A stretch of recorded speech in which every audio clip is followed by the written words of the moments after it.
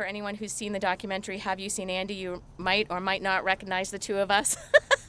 20 or more years later, Dr. Mires led the excavation of a few sites where we were looking for Andy's remains, and also has been pivotal in the recovery of many missing children in Massachusetts, and also of the Whitey Bulger victim. So she is an expert and, as importantly, a beloved friend. Thank you, Dr. Mires.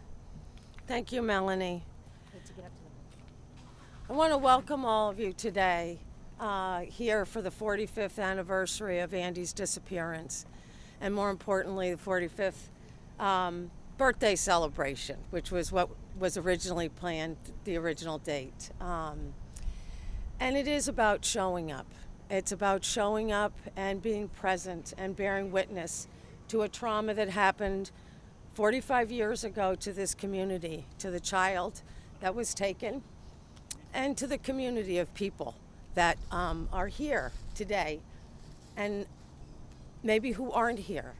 But it's the voices of those people and the voices of Melanie and Andy's family that have kept this story alive, because Andy disappeared from our presence and we don't know what happened,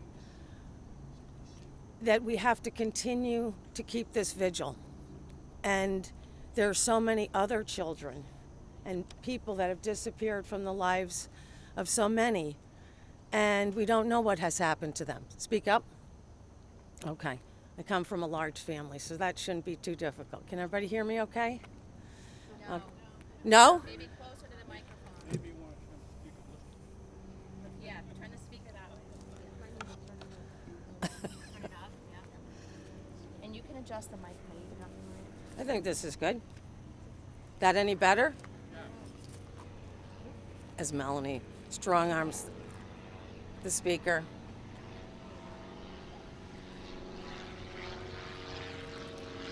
How's this? Is that good? Wait for the plane to pass. Yes? Okay. Let's wait for the plane to pass. As I was saying,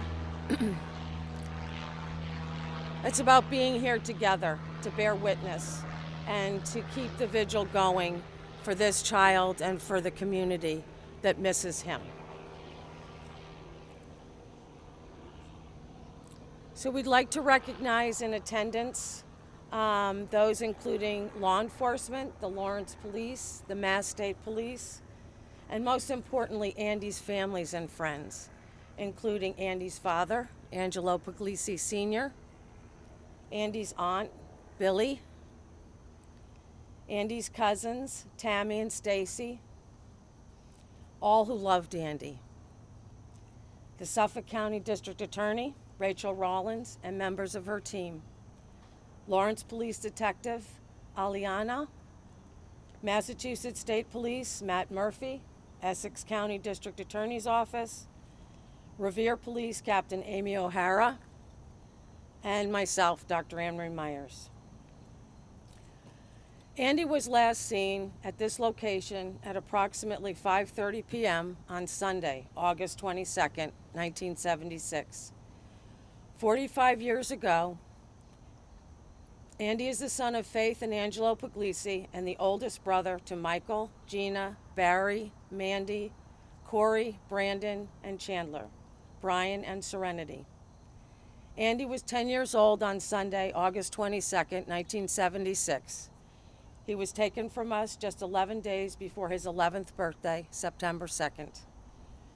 Every single child in the stadium housing project across the street and every child and family in Lawrence was and is deeply affected, even 45 years later, by the unsolved abduction of Andy Puglisi. If you are from Lawrence or perhaps participated in the search for Andy, thank you. And no, Lawrence has not forgotten Andy. We will never give up searching for answers for Andy and his family. And we fully intend to bring Andy home someday to rest in peace. We're grateful to Andy's family, his Aunt Billie, cousins Stacy and Tammy, and everyone who continues to love and miss Andy. Thank you to the Mass State Police, Lawrence Police, and the National Center for Missing and Exploited Children for their continuous efforts in the never-ending search for Andy and all of the other missing children. And thank you to Andy's childhood friend, Melanie Perkins McLaughlin, who has been dogged in her search for answers to what happened. And I would say that we probably all wouldn't be gathered here today if it wasn't for Melanie. In 1998, when she returned to Lawrence to try to find her childhood friend, she reached out to Faith, Andy's mother. And I remember distinctly Faith saying, "I'm not alone in my missing of my child, but in my search for answers." And Melanie has been that answer. She's been a beacon for all of us, because what happens in these types of trauma is that people become silent and people lose their voices.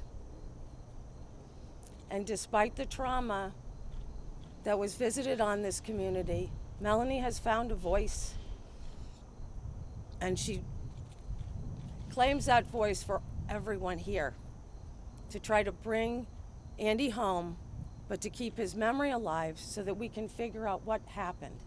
And we can also figure out what happened to many missing children that might have fallen into the same peril.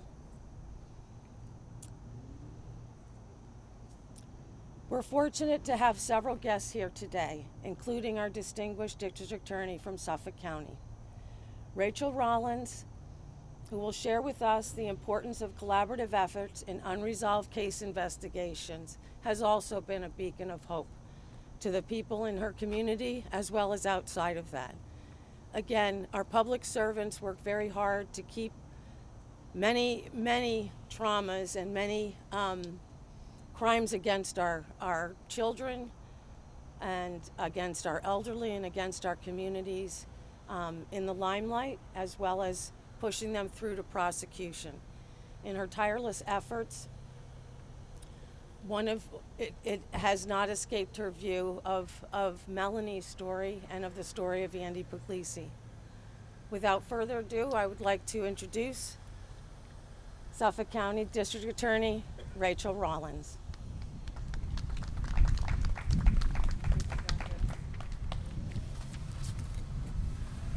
I have a few brief remarks, but I want to just start by thanking Melanie, my good friend, for inviting me up to Lawrence today. When you're a prosecutor, you see some of the worst moments in people's lives. It's part of the job. There's nothing harder, nothing more terrible, nothing more heartbreaking than the disappearance or murder of a child. Children are, by definition, the most innocent of us. They are also the most vulnerable. The disappearance or murder of a child is incomprehensible. A child has their entire life ahead of them. Then one day, they're gone, and the promise of their future vanishes as well. What is left are gaping holes, painful wounds that never heal in the lives of loved ones who have a missing child, murdered or abused child. The beautiful young souls are gone. We can no longer hear their laughter, and we are left wondering year after year, what would Andy be doing right now? Time is a very funny thing. Every day, things like school and work, that memory might fade, but some holes can never be filled. When a child goes missing or is killed, that pain can feel like it happened yesterday, each day for the rest of your life. It is with you always. Those emotions, which can affect you mentally and physically, stay with you no matter how many months, years, or decades have passed. If you are a family member of a child who went missing, whether yesterday or 60 years ago, I want you to hear me say that I see you and I stand with you. If you are here today because a child in your life went missing or was killed or harmed in any way, I see you and I stand with you. I ran for district attorney in Suffolk County which is Boston, Chelsea, Winthrop, and Revere, to improve systems, to make the criminal legal system more equitable, and to focus on serious violent crime. As I campaigned and shook thousands and thousands of hands, I heard from people who were the family members of homicide victims.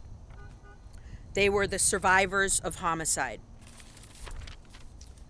And I heard from too many people, overwhelmingly mothers, who told me that they hadn't heard from my office, the DA's office, or the police about their child's murder for 5 years, 10 years, 15 years, or sometimes since the year the crime occurred, decades before that. It's something that struck me very deeply and not only saddened but really angered me. That's why on September 27th of 2019, I announced PUSH, the Project for Unsolved Suffolk Homicides. It's a priority of my office and one of the things I'm doing in response to what I heard on the campaign trail from devastated and frustrated families. We have over 1,300 unsolved homicides in Suffolk County. So far in PUSH, 192 cases have been reviewed, and more than 70 of my 300 plus employees have looked through these older files dating back to the 60s in the hopes of seeing something new.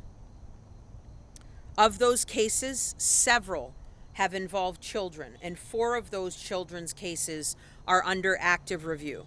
We expect some of those cases to go to the grand jury soon. And many of those children's cases were brought to our attention because of Melanie. Because remember, when your child is missing, adding insult to injury, they might not even be on a list of murdered and unsolved cases because they're considered missing and not murdered yet. It is because of Melanie that we are focused myopically on that category of cases. The PUSH team continues to work, and we will never stop searching for answers, no matter how many years it was that a loved one of yours went missing or sadly was murdered. And we're all here today because 45 years ago, Andy disappeared from here. He is not a PUSH case. His case is being handled by Essex County DA's office and the Mass State Police. But we work with Melanie and embrace her dedication to finding answers for Andy's family and the countless other families. I'm going to just name quickly 3 or 4 of our missing children cases, and then I will turn it back over to Melanie. On May 29th, 1973, Robert Janikowski was missing, 3 years old. On Sunday, June 25th, 1978, William Howland, 8 years old, went missing after being dropped off by his mother. James Tetta, 15 years old, of Revere, on August 23rd, 1973. His body was found 2 days later. We are still searching for the person that took his life. Lee Savoy, 10 years old, in Revere, last seen on April 7th, 1974.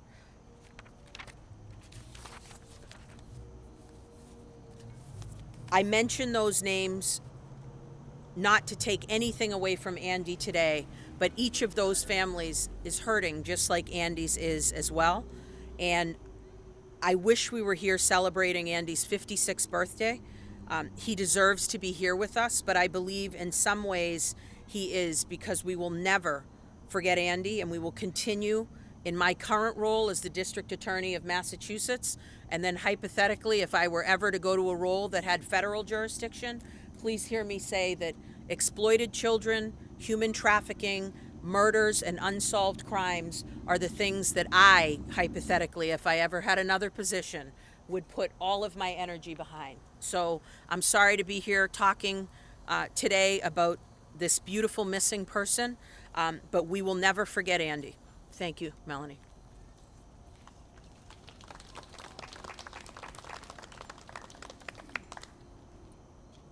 Thank you so much, District Attorney Rachael Rollins and Dr. Emery Mires. I also want to introduce Lawrence Mayor Kendrys Vasquez. Mayor Vasquez, if you could come up for a moment. Thank you.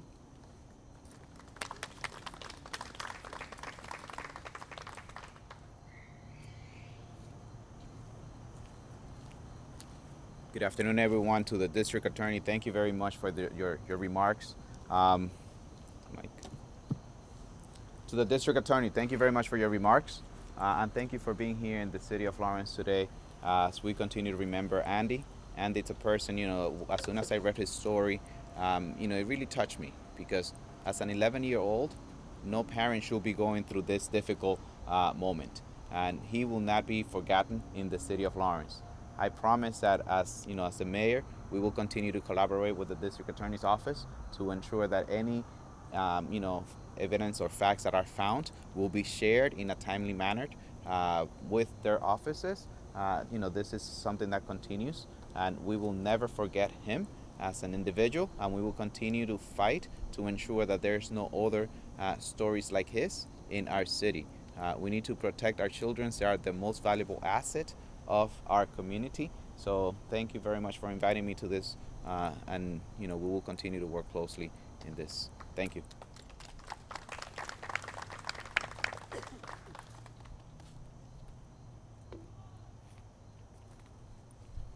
Thank you very much, Mayor Vasquez, and thank you for everyone who's here.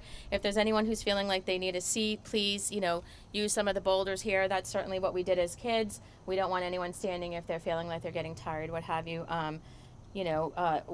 We're among family here. Please make yourselves as comfortable as you can. I want to point out Andy's home was right across the street here, so there's trees obscuring it now, but back in the day there was not. And this, I'm not sure what they're doing at the parking lot here, but those black borders were not there either. So Andy's house is that yellow building there, and it was 4 or 5 apartments in. So you could literally see Andy's front door from the swimming pool. Andy was last seen at this spot by several children who said they witnessed a man approaching Andy asking him to look for a lost poodle. The man had also asked other children to look for the lost poodle. The children, for one reason or another, declined that offer. One child says that he agreed to join Andy and tells us more details about what he said happened. He said the man told him and Andy to go that way to look for the dog, and they went down that hill into the wooded area, and the man said, "I'm going that way." People who know this area know that way also loops around to this way. And, I won't get into too much more of the story, and I would encourage people, if you want to know more, there's certainly, the Boston Globe did an 8-part series back in 1999 that you can read more about. Lawrence Eagle Tribune did many stories on Andy and his disappearance, and the website haveyouseenandy.com is up, and it has a very clear timeline of events, and also the documentary, the 2007 documentary, Have You Seen Andy, which is on HBO Max streaming. You can find out more information there. For the past several years, since 2017, I've been updating Andy's story based on, all of the events that happened when his film was released and the people that reached out to me, which was converging with social media at the time. So we had a lot of new information, a lot of new tips. I didn't get to act on a lot of those right away. I certainly sent everything to law enforcement, of course, but I didn't get to research a lot of them right away. I was pregnant with our 3rd child, who we learned had a congenital heart defect and Down syndrome, and who is now 13 years old, and led me on a whole other path of advocacy. And little did I know that those 2 paths would merge later on. And I think that's the universe's intention. Sometimes we don't know why things happen, but I believe that, Gracie helped me learn about advocacy, as did all my children, and I bring that advocacy here today for Andy and for all of the children who grew up in Lawrence and the projects, and some of whom are here today, my childhood friends, which I just can't even tell you how much that means to me, you guys, and to Andy's family, I'm sure. So Nicole, Kenny, Bobby, Tammy, Stacy, all of you guys, thank you so much for being here. And, look at us now. I mean, we're like old people now, right? I mean, 45 years has gone by, but we were little kids here that day. And this has stayed in our hearts all this time, because it's not just about, obviously, one person or me or you or anybody. It's about Andy and what happened that day, and the trauma that we still live as a community, as family, as cousins, as friends, as everybody that's here. And I want you to know that we recognize that trauma, and that doesn't go away. And for anybody that's watching that has experienced any child abuse themselves and may have grown up here at the time and or knows anything about what happened, I want to tell you, I know that more happened here then others might understand, and that you're not alone. You can reach out to 1-800-RAIN, RAINN, if you're a victim of child sexual abuse and you need support and help. If you know something about Andy's case, please reach out to any of the law enforcement folks that are here, including Lawrence Police Department, Essex County, Mass State Police Department. You can always email me, Melanie McLaughlin3@gmail.com, or call me, text me, 617-699-1962. So, 45 years. If I say anything wrong today, or if I do offend anyone, I really want to apologize. It's not my intention. My intention today solely is to remember Andy and to make sure that we do not forget this little boy and his unresolved case, so that we can still bring him home for his family and the people that love him. As a mother today, I can't imagine having to live one day not knowing where my son is. I can't imagine Faith Puglisi and Angelo Puglisi living thousands of days not knowing where their son is. I want to thank Andy's family, not only for being here today, but also for welcoming me into their family. When I first reached out to Faith in 1998 with a cold phone call, letting her know that I was, for the lack of a better word, Andy's girlfriend that summer, which to me was really just that I had a crush on him, and it seemed like he had a crush on me too. It was puppy love, and he meant a lot to me. I have 4 memories of Andy that I'll tell you about in one moment, but I want to thank Andy's family for including me in their family, and most importantly for trusting me, because I know that that's hard. And I thank you. To his friends in the community, thank you for always remembering Andy, and also I pray and hope that you all recognize the childhood trauma that you experienced as well.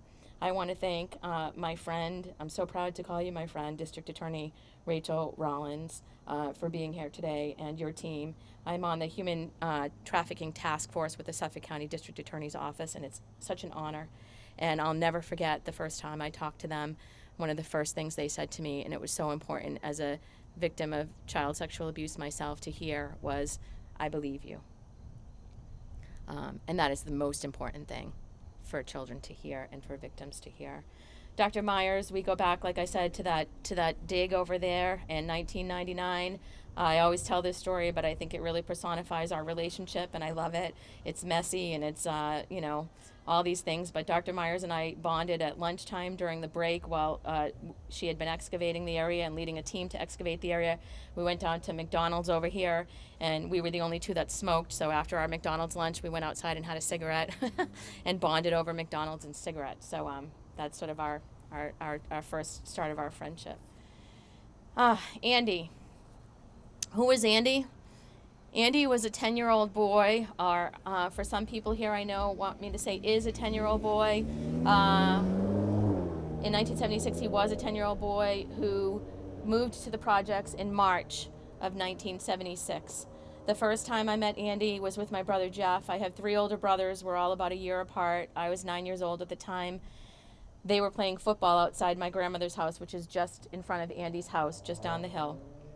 The next unit in front of his house, and they were playing football, and I wanted to play, and my brother Jeff said I couldn't play, and Andy said that if I couldn't play, he wasn't going to play either. So that's when my crush started. He was a beautiful boy with tan skin and long hair, sort of brown hair that he always sort of looked over his eyes and wiped his hair out of his eyes. The second memory I have of Andy is coming over to his house, and he was watching his siblings. He had Michael, Barry, Gina, and Mandy at the time, and he was babysitting them. And I remember he was giving chocolate chip cookies out to all of them, and he had me sit out on the porch because nobody was allowed in the house when he was babysitting. But he came outside and offered me chocolate chip cookies, and then let me have 2, which again solidified the crush. The third memory I have, the football, we were outside one day. He had just gotten CB radios. It was just before his birthday, and he had gotten CB radios for his birthday, and he was letting me play CB radios with him, and we were just around the corner from each other, and we could hear each other more, in the air than we could even over the CB radios, but we were playing with these really heavy, authentic walkie-talkies or CB radios, and that was just before he went missing, I know, because he had gotten them for his birthday. And then the very last time I saw Andy was in the swimming pool over here. If you look through the fence, you'll see the awning, or not the awning, the edge of the white roof. Andy was on the other side of this building here, which was our locker room. He and my brother and a few other kids from the community were sitting in that area because it was the only shade. It was a super hot day, very, very sunny day, August 22nd, Sunday. And it was around 2:30 in the afternoon, and I wanted to go home. And I asked Andy if he would walk me home, and he said he didn't want to. He wanted to stay at the pool and swim longer. And normally I would walk myself home. My house was just a couple of buildings past Andy's, and for that day, I don't know why, but I had that feeling in my stomach and the hair on the back of my neck, and I didn't want to walk home alone that day. And I told my children since the day they were born. My daughter Riley's here today, my oldest, but I've told them since as long as they could remember that when you get that funny feeling in your stomach and you feel the hair on the back of your neck, that's nature's way of telling you there's something wrong. Pay attention to it, listen to that. I asked my brother Jeff to come with me. He said no, he didn't want to. I threatened to tell my mother on him. I know. And he came running after me because he was nervous that I would tell my mother on him. And we left. And that was about 2:30 in the afternoon. And around 6:30, we heard people starting to call for Andy, asking if we knew where he was. And, sort of the chatter was starting among the kids. Around 300 kids or so live in the projects. It was starting to ask, if we knew where he was or what had happened. And we started to worry. I remember thinking that he was going to be in big trouble for not being home for dinner, because that was the days when you had to come home for dinner. Then the lights came on, and that was that. And then the middle of the night, somebody came knocking on our door, asking us, the police, asking us if my brother Jeff and I, if we had seen Andy and when was the last time we had seen him, and asking what he was wearing and all of that. And the next day, the projects was transformed. It turned into what felt like a war zone. There were helicopters flying overhead. There were National Guard marching. There were terrified parents and adults calling his name everywhere. There were searches. There was a search base at the stadium, and the search lasted for 6 days. Why it was called off after 6 days still remains unclear to me, but that's why we're here today, is because that little boy, in every single story I told you, was a caring, loving little boy who shared his cookies with me, who shared his walkie-talkie with me, who was just somebody who loved his family, took care of his siblings, and is and was a beautiful boy. I know the district attorney talked a little bit about the others a few years ago when I decided that I was going to do a podcast update on Andy's story, which is currently being worked on. We are anticipating hopefully a release soon. We've got a couple of episodes cut, and we're just working on who's going to release it and where. About a few years ago, I started to put together data about other children. I wanted to know, were there other children in Massachusetts that disappeared or were murdered at the same time that Andy vanished? Because I didn't know if he was the only one. I had heard some rumors that there were other children, but I wanted to know who, when, why, and where. So I started in 2017 to build the first database of children who are missing and murdered from Massachusetts in the 1970s, whose cases remain unsolved.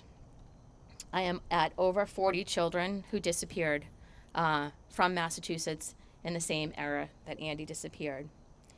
Included among those was 1972 case Danny Croto. So some of you might have seen Danny Croto's case in the news in the past month or two. Danny was on the case of unsolved. Recently, the district attorney in Hampstead County named Danny's murderer as Father Richard Levine. They were about to indict Father Richard Levine, and he died the day before the indictment. If you don't know Danny's story, I encourage you to look it up, and I say a prayer for Danny's family and friends and all of those who knew him as well.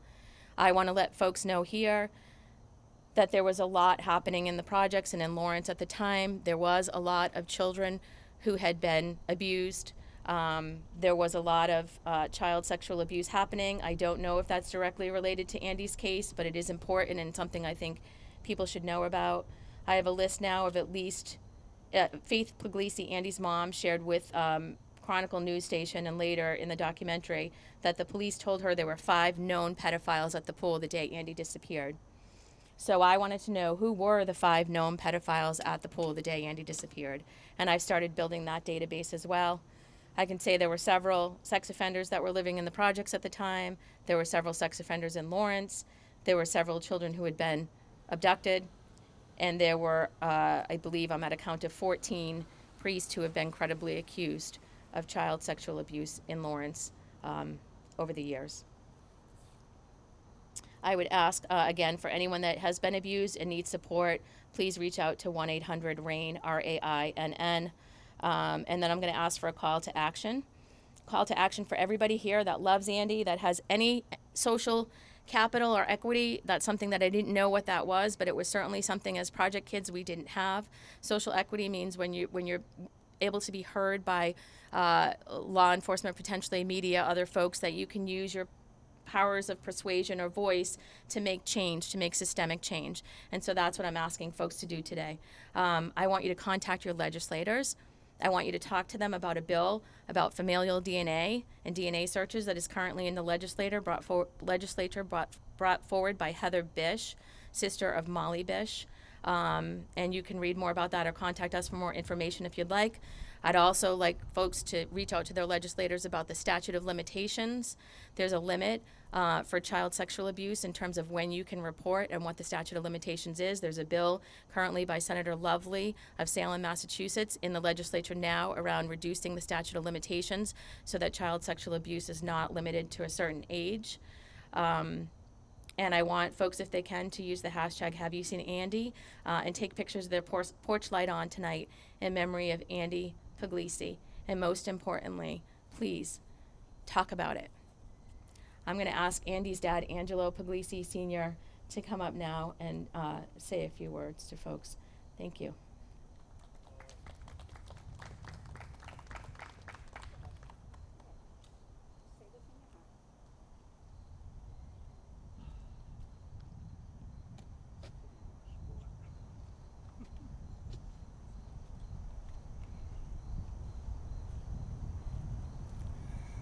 Well, I want to first start off by saying thank you for everyone.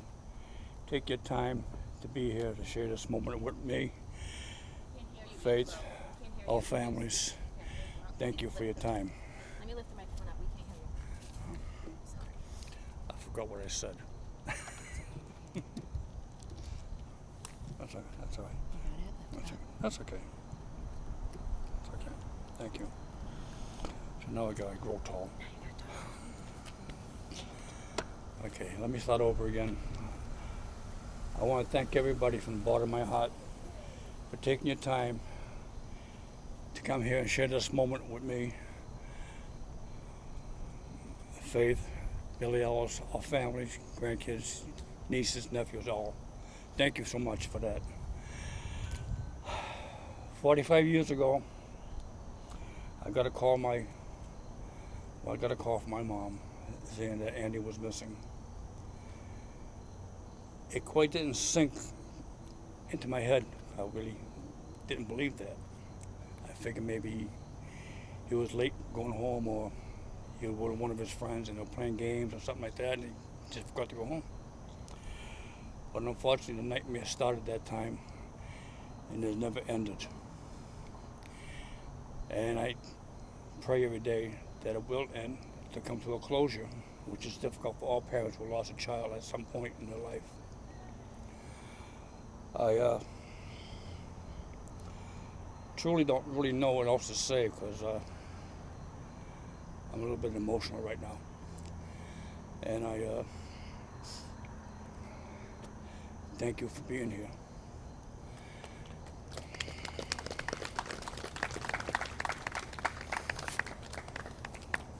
Oh, one other thing. I do say, if you have loved ones at home, no matter who they are, your friends, neighbors, children, nieces, nephews, always tell them that you love them in the morning. Tell them that you love them at night. Thank you.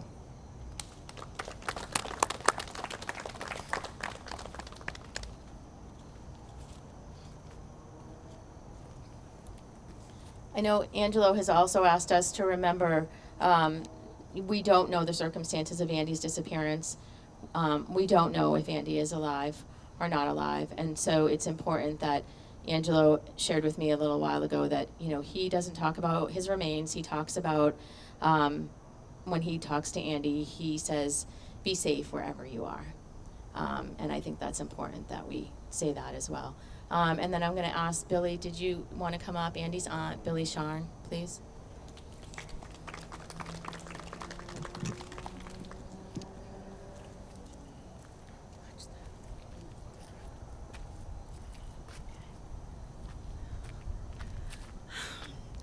Hi.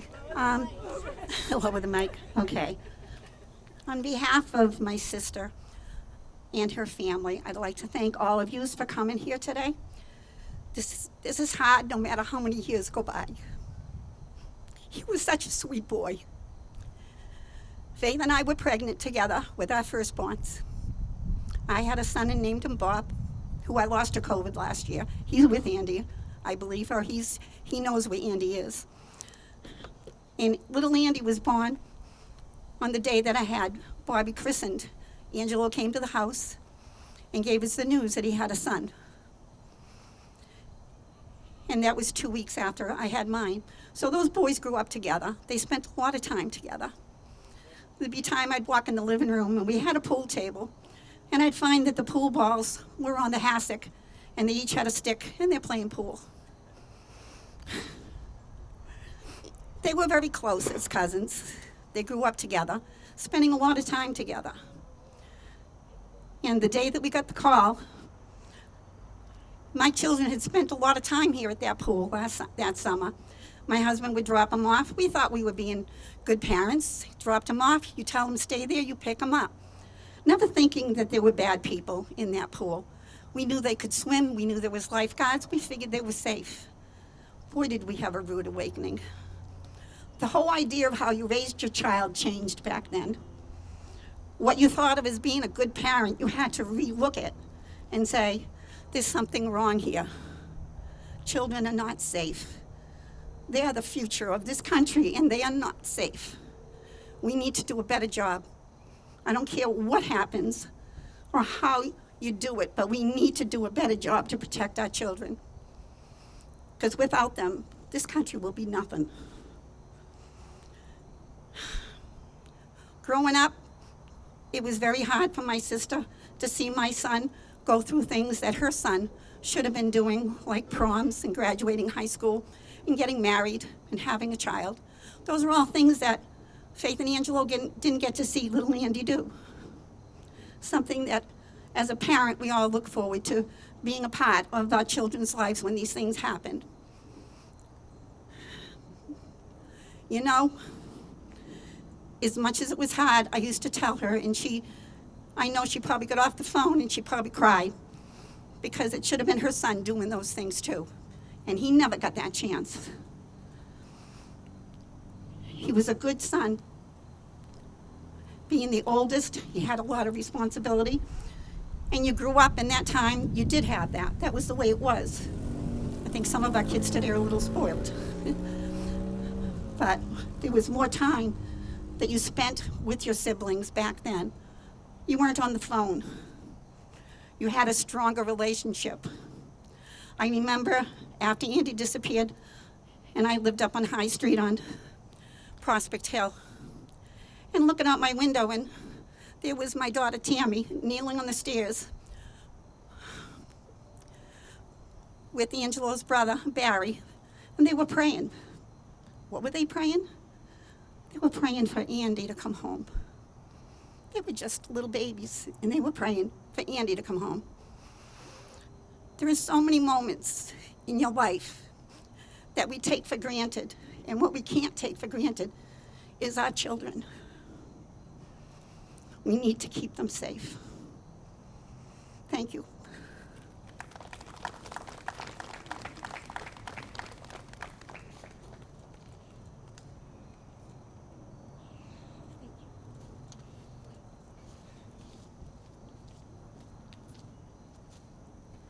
I I'm sorry. I know that this is so hard on everyone, and I apologize for triggering people's trauma as well. I want to recognize that I really hope that people will practice self-care this afternoon, and ways to take care of themselves going through this experience.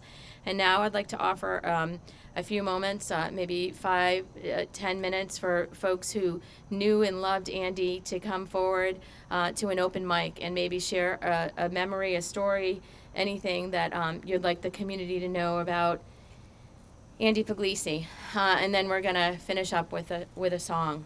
Thank you. So I'd ask that someone come up and maybe share a memory. Thank you.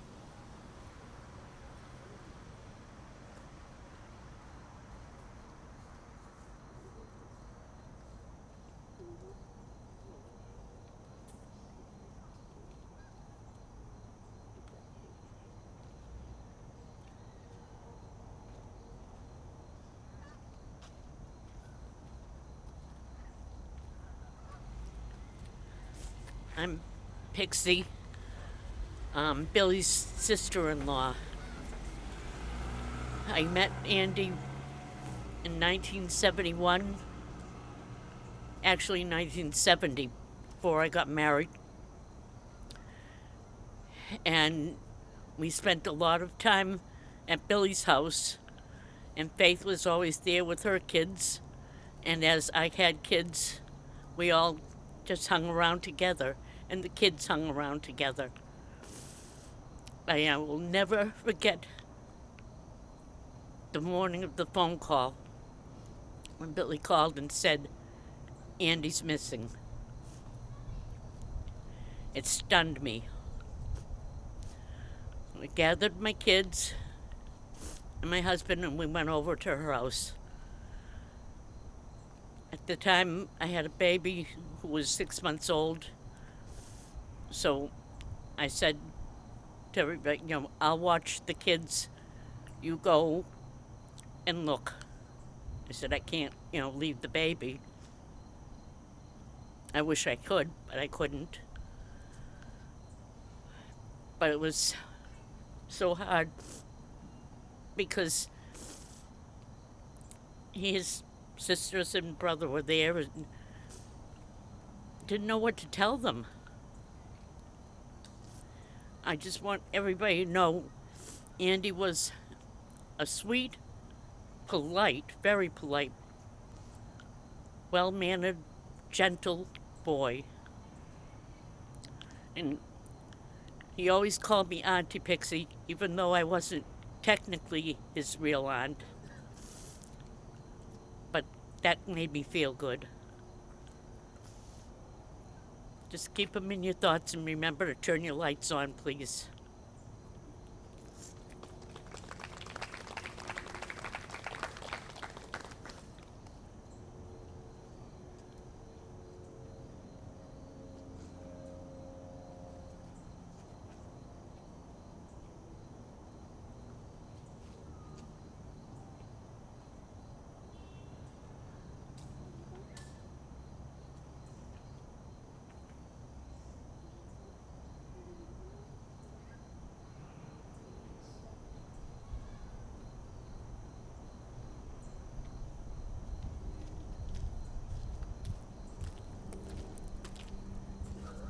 My name is Amber. I am Andy's cousin. I'm Andy's cousin. I've never met Andy. But hearing the stories about him as a child, hearing my mother always tell me how much she loved me, and even when late at night I'd be out, I can hear my mother calling for me, the panic in her voice, I can only imagine what my Auntie Faith felt. The stories I've heard of Andy, he was an amazing child.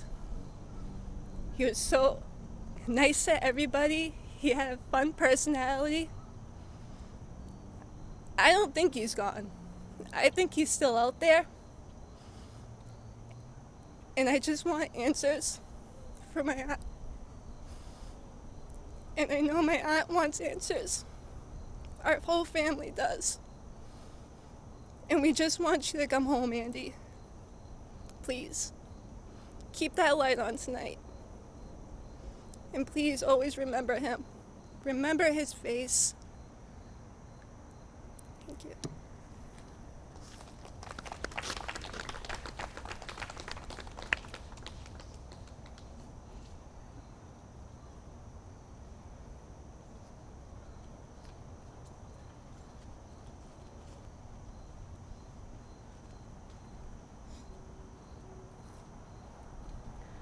If there's anyone else that wants to come up, I just want to give you another opportunity. Don't be afraid. And for folks that are over there watching, and we're just talking about Andy, whose name I know you've seen on the rock before, so it does give me hope that children walk by this pool every single day and see Andy's name there, and his short story is shared with the children that are there. I also want to thank my brother Jeff for being here. He showed up, and I want to thank him a lot, and I just want to say I'm sorry that I said I was going to tell Mom. I love you.